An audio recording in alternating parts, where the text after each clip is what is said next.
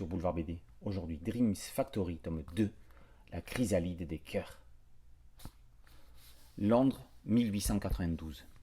Indira veut ramener à la maison son petit frère Elliot qu'elle vient de retrouver.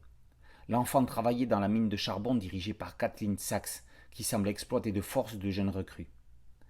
Aidée par Olin et Anton, Indira va devoir faire face à une redoutable adversaire. Autre qu'une reine des neiges, Kathleen Sachs est celle des souvenirs et du temps. Dans une ambiance conte steampunk, Dreams Factory, c'est un peu comme si Jules Verne pénétrait dans l'univers d'Andersen ou vice-versa. Au XXIe siècle, Jérôme Hamon prouve qu'on peut écrire de nouveaux contes traditionnels dans une ambiance à la cité des enfants perdus.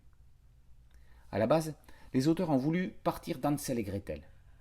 À l'époque, quand des familles ne pouvaient plus nourrir leur progéniture, il y avait des enfants qu'on abandonnait, qu'on plaçait, des enfants à qui on disait qu'il était maintenant temps de voler de leurs propres ailes. Toutes ces histoires, où les enfants se retrouvaient seuls, abandonnés, étaient des récits qui pouvaient leur parler parce que c'était dans l'air du temps, ça parlait de quelque chose de réel.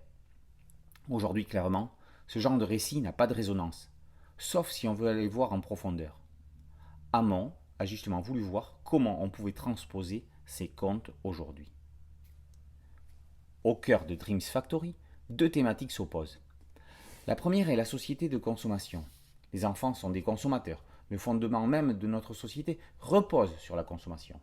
On y prend du plaisir, mais de façon souvent passive.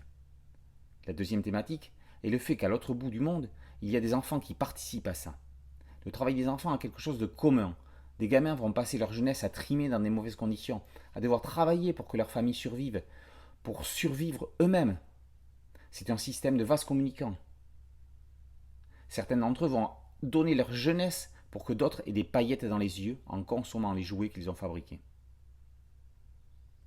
Dans notre société, dans les fermes, les enfants travaillaient il n'y a pas si longtemps que ça.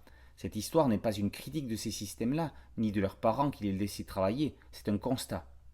Hamon revisite également l'archétype de la sorcière, avec le personnage de Kathleen Sachs, qui a certains côtés de la sorcière classique, mais avec un enrobage assez lisse, un charisme que l'on met en avant dans notre société, où, avec des beaux sourires et des belles manières, on arrive à faire des choses assez horribles.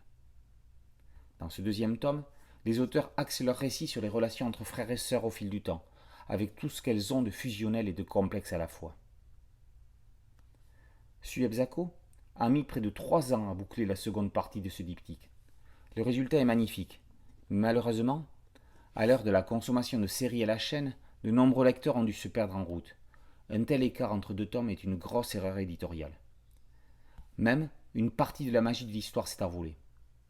De plus, Léa Seyhafoum n'est plus aux couleurs et son enveloppe manque à l'enrobage.